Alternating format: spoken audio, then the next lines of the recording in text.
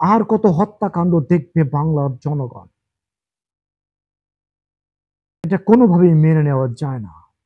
Jamuna TV সেই পার্টির নাম বলতেও শরম পাচ্ছে। যমুনা টিভি মানে ভয় পাচ্ছে। যমুনা টিভি এভাবেই বলেছে যে তারা একটি রাজনৈতিক দলের সাথে সম্পৃক্ত আছে বলে অভিযোগ পাওয়া গেছে। এত বড় নৃশংস হত্যাকাণ্ড এই 54 বছরের বাংলাদেশে আর দ্বিতীয়বার ঘটেছে কিনা সন্দেহ। একটা লোককে মারা গেছে, তারপরেও তার বুকের উপর মুখের উপর 20 কেজি 30 কেজি পাথর দিয়ে আঘাত করা হচ্ছে। ওই লোকটাও যুবদল করতে এবং বন্ধু ছিল দুইজন। ব্যবসায়িক বিষয় নিয়ে দ্বন্দ্ব, কেরানীগঞ্জে বাড়ি তাদের, কিন্তু ঘটনা ঘটছে নদীর এই পারে এসে মিটফোর্ড এলাকায়। নিজেদের দলের লোকজন তাদের নেতাকর্মী মিলে সেই লোকটাকে মারিয়ে, নির্মম ভাবে মারিয়ে রাস্তার উপর ফেলে মরা লাশের উপর আবার মুখের উপর, বুকের উপর, পিঠের উপর আবার পাথর দিয়ে আঘাত করা হয়েছে। তারা একটি রাজনৈতিক দলের সাথে সম্পৃক্ত আছে বলে অভিযোগ পাওয়া গেছে। এখানে দেখেন সারা বাংলাদেশের পত্রিকা, সারা বাংলাদেশের নিউজ মিডিয়া তারা নিউজ করেছে যে আধিপত্য, রাজনৈতিক আধিপত্য এবং ব্যবসায়িক আধিপত্যকে বিস্তার করে এই হত্যাকাণ্ড, মিটফোর্ড এলাকায় এই নৃশংস হত্যাকাণ্ড হয়েছে। বিএনপির কিছু কুলঙ্গারেরা, বিএনপির কিছু পদধারী কুলঙ্গারের বাচ্চা কুলঙ্গারেরা তারা এই নৃশংস হত্যাকাণ্ড ঘটিয়েছে। আপনি এই ধরনের হত্যাকাণ্ড ঘটাতে পারবেন? বা এই ধরনের হত্যাকাণ্ডের কথা চিন্তাও করতে পারবেন কখনো ভুলেও? হয়তোবা পারবেন না। কারণ কি, আপনি সেই ধরনের এনভায়রনমেন্টে আপনি ছিলেন না, বা কোনোদিন থাকেনও নেই, আর হয়তোবা ভবিষ্যতে থাকবেন না। আপনি সেই ধরনের পরিবেশে থাকেন না, এই ধরনের হত্যাকাণ্ডের পরিবেশে আপনি কখনো থাকেন নাই। এই ধরনের হত্যাকাণ্ড বাংলাদেশে বহুত হয়েছে। কখন থেকে হয়েছে আমি বলি। এই জুলাই চেতনাধারীরা বলতেছে না যে জুলাই চেতনা। এই জুলাই চেতনা যেদিন থেকে শুরু হয়েছে সেদিন থেকে এখন পর্যন্ত নৃশংস হত্যাকাণ্ড বাংলাদেশে ঘটতেছে। আপনারা দেখেছিলেন চট্টগ্রামে এই জুলাই চেতনাধারীরা, এই জঙ্গিরা, এই বিএনপি জামাতের এই জঙ্গিরা, বিএনপি জামাতের এই সন্ত্রাসীরা, এই এনসিপির সন্ত্রাসীরা চট্টগ্রাম ছাত্রলীগকে কিভাবে 6 তলার উপর থেকে তারা চেলে ফেলে দিয়েছিল। তারা বাঁচার জন্য জানালা ধরে রেখেছিল। এই ছাত্রলীগের কর্মীরা, ছাত্রলীগের ছাত্ররা জানালা ধরে রেখেছিল, তারপরও তারা কিন্তু কুপিয়েছিল। আঙ্গুল কুপিয়ে ফেলে দিয়েছিল, তারা একদম 6 তলার থেকে ফেলে দিয়েছিল। নৃশংস বিভৎসতম হত্যাকাণ্ড এই ইউনূসের আমলে, এই ইউনূস সরকারের আমলে, ফ্যাসিস্ট সরকারের আমলে, এই ফ্যাসিস্ট, এই সর্বশ্রেষ্ঠ ফ্যাসিস্ট সরকারের আমলে এই নোবেল বিজয়ী, ঠিক আছে, মানে মুখের ভাষা খারাপ করতে পারতেছে না। This is social media. এই ফ্যাসিস্টের আমলে বাংলার মানুষ যেভাবে হত্যাকাণ্ডের শিকার হয়েছে, আর এরা দোষ দেয় শেখ হাসিনা এটা করেছে, শেখ হাসিনা ওটা করেছে। এটা চাক্ষুষ প্রমাণ বাংলার জনগণ দেখলো। বাংলার জনগণ সেই 5ই আগস্ট থেকে শুরু করে না, এই জুলাই থেকে শুরু করে, জুলাই চেতনাধারীরা জুলাই থেকে শুরু করে যেভাবে এখন পর্যন্ত যেভাবে হত্যাকাণ্ড গ্রামের আনাচে কানাচ থেকে শুরু করে একদম শহরের একদম উচ্চ লেভেলের পর্যন্ত পর্যায়ে যেভাবে হত্যাকাণ্ডের শিকার হয়েছে বাংলাদেশের মানুষরা, তাতে বাংলাদেশিদের মানবতা বলতে কিছুই নেই, এটাই বলতে হবে।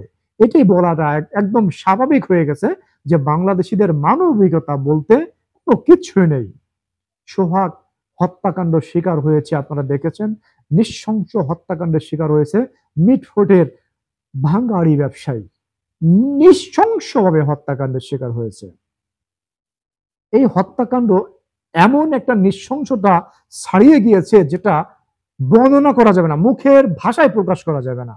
এই হত্যাকারীদের হয়তোবা কিছুদিন পরে হয়তোবা হত্যাকারীরা জেলে থাকবে, বা কিছুদিন পরে হয়তো ছাড়া পেয়ে যাবে। এই বিএনপি ক্ষমতায় আসবে, এই রাজনৈতিক জোরে তারা ছাড়া পেয়ে যাবে। ঠিক আছে, এটা কিন্তু নিশ্চিত থাকেন আপনি, নিশ্চিত থাকেন। এই সমস্ত, আমার কথা হলো কি, যে তারা যে রাজনৈতিক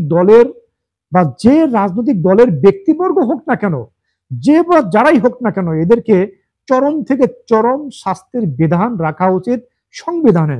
এভাবে প্রকাশ্যে যারা হত্যা করবে বা হত্যার দায়ভার যারা স্বীকার করবে, বা হত্যাকাণ্ডের সময় মানে হত্যা করেছে এমন প্রমাণ পাওয়া গেলে, যেমন এই যেভাবে লাইভ কোনো ফুটেজ পাওয়া গেলে তাদেরকে দ্রুত ট্রাইব্যুনাল গঠন করে, তাদেরকে দ্রুত ট্রাইব্যুনাল গঠন করে দ্রুত বিচারের ব্যবস্থা সংবিধানে রাখা উচিত। আমাদের সংবিধানে রাখা উচিত, বা ফৌজদারি কার্যবিধিতে এটা প্রচলন রাখা উচিত। হ্যাঁ, ফৌজদারি এই যে ফৌজদারি কার্যবিধি, যেমন আপনার এই পুলিশ মারলো ৩,২২৪ জন পুলিশ মারলো, এই সরকার হঠাৎ করে ইন্ডেমনিটি জারি করে দিল। হ্যাঁ, যে পুলিশ যারা মেরেছে বা থানা যারা পুড়িয়েছে, 400 থানায় হামলা করেছে, ভাঙচুর করেছে, গোলাবারুদ সব লুটপাট করেছে, টাকা পয়সা সবকিছু লুটপাট করেছে, তারপরে আপনার এই থানা থুনে সবকিছু জ্বালিয়ে দিয়েছে, জ্বালিয়ে পুড়িয়ে থানার গাড়ি যানবাহন সবকিছু ভেঙেছিল, একদম তছনছ করে দিয়েছে, দেশ ধ্বংস করে দিয়েছে। তারপরে থানার যে সমস্ত দলিল ছিল, প্রমাণ ছিল, প্রমাণ আদি ছিল, সবকিছু প্রমাণ সবকিছু একদম পুড়িয়ে মানে ছাই করে দিয়েছে। আপনার জেলখানা ভেঙে জেলখানার আসামি, দাগি আসামি, ফাঁসির আসামি, জঙ্গি, বদমাইশ, চোর, বাটপার সব ছাড়িয়ে নিয়েছে, তাদেরকে ইন্ডেমনিটি জারি করেছে যেভাবে না। হ্যাঁ, তার থেকে জরুরি বাংলাদেশের সাধারণ জনগণকে সেবা দেওয়া, সাধারণ জনগণকে আইনের শাসন দেওয়া, সাধারণ জনগণকে বিচার দেওয়া। এই যে একটা সাধারণ জনগণ, একজন ব্যবসায়ী, একজন ভাঙ্গাড়ি ব্যবসায়ী, হ্যাঁ, সে যে হত্যাকাণ্ডের শিকার হয়েছে, এখানে সবচেয়ে আগে এ ধরনের হত্যাকাণ্ড শিকার যারা হয়েছে বা হবে ভবিষ্যতে, সে যারাই করুক না কেন, আওয়ামী লীগ করুক, বিএনপি করুক, জামাত করুক, যারাই করুক না কেন, এ ধরনের হত্যাকাণ্ডের সাথে যারা সরাসরি জড়িত থাকবে, যারা হত্যা করবে, তাদেরকে দ্রুত বিচার ট্রাইব্যুনাল গঠন করে মাত্র 1 মাসের মধ্যে ক্রস ফায়ারের দাবি জানাচ্ছি। ক্রস ফায়ার, তাও জনসম্মুখে ক্রস ফায়ার, চোখ বেঁধে জনসম্মুখে ক্রস ফায়ারের দাবি জানাচ্ছি। না হইলে 10টা গুলি করা হোক। হ্যাঁ, এই সমস্ত একজনকে মারতে না হইলে 10টাকে গুলি করা হোক। আটক হয়েছে মহিন ও রবিন, আটক হয়েছে সন্ত্রাসী মহিন ও রবিন, আটক হয়েছে। ঠিক আছে, বাংলাদেশের প্রশাসন মহিন ও রবিনকে, সন্ত্রাসী এই যে সোহাগ ভাইকে যারা মেরেছিল, আপনারা দেখেছেন কিভাবে মেরেছে, যে লোহার রড দিয়ে মেরেছে, ব্লক, ইটের ব্লক, দেখছেন আপনারা কিভাবে একটা মানুষের হয়তোবা 2% হয়তোবা জীবন আছে, কোন রকম টিপ টিপ করে হয়তো তার জীবন প্রদীপ কোন রকম টিপ টিপ করে চলছে, তারপরও ইটের ব্লক যেভাবে, হ্যাঁ, সিমেন্টের ব্লক যেভাবে তার গালে, তার পেটে, তার বুকে, তার কোমরে যেভাবে মারলো, এটা আমার মনে হয়েছে কি যে এরা মানুষ না, এরা জানোয়ার। এরা সত্যি কথা, এরা জানোয়ার। হ্যাঁ, এদের রক্ত দেখেন জানোয়ারের রক্ত। হ্যাঁ, এরা মানুষ হতে পারে, এরা কোন রকম এরা মানুষ হতে পারে, এরা জানোয়ারের থেকেও খারাপ। জানোয়ারের থেকে যদি কোনো খারাপ বস্তু থেকে এরা হচ্ছে সেইটা, জানোয়ারের থেকে খারাপ বস্তু। এদেরকে ছাড় দিলে বা এদেরকে দেখাইলে, মায়া মমতা দেখাইলে নিজেদেরই ক্ষতি হবে। ঠিক আছে, এই সমস্ত দুষ্কৃতিকারী সন্ত্রাসী জানোয়ার থেকেও যারা খারাপ, তাদেরকে ক্রস ফায়ারে মেরে ফেলা উচিত। এদেরকে আইনের ট্রায়াল দেওয়ার কোনো সুযোগ দেওয়ার কোনো উচিত না, এদেরকে মেরে ফেলা উচিত, এদেরকে ক্রস ফায়ার দিয়ে মেরে ফেলা উচিত। তবে একটা কথা আশ্চর্য লাগলো, যে যমুনা টিভি যে নিউজটা করেছে, তারা কিন্তু সরাসরি বিএনপির নামটা বলতে পারতো, কিন্তু তারা এটা বলে নাই। তারা বলেছে কি, যে এই সন্ত্রাসীদের কথা উল্লেখ করে, মানে উল্লেখ করে তারা বলেছে যে তারা একটি রাজনৈতিক দলের সাথে সম্পৃক্ত বলে অভিযোগ আছে। তারা একটি রাজনৈতিক দলের সাথে, কত বড় বেহাইয়া সাংবাদিক, কত বড় মিথ্যাবাদী প্রতারক সাংবাদিক, কত বড় প্রতারকেরা, এরা কত বড় প্রতারকের বাচ্চা প্রতারক, এই যমুনা টিভির সাংবাদিক, এরা কত বড় প্রতারকের বাচ্চা প্রতারক, যে এই কথা বলে যে তারা একটি রাজনৈতিক দলের সাথে সম্পৃক্ত আছে বলে অভিযোগ পাওয়া গেছে। কেন এটা বলা চলে না যে তারা বিএনপির রাজনৈতিক দলের, তারা বাংলাদেশের রাজনৈতিক দল বিএনপির সাথে সম্পৃক্ত বলে প্রমাণ পাওয়া গেছে বা অভিযোগ আছে?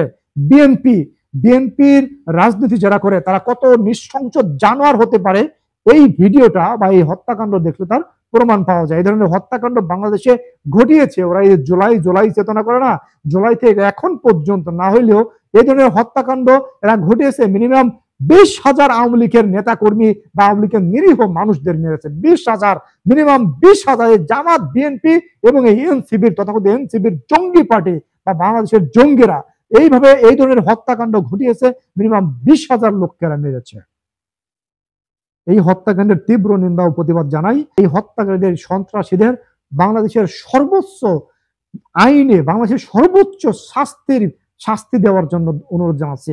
বাংলাদেশের সর্বোচ্চ শাস্তি দেওয়ার জন্য অনুরোধ জানাচ্ছি।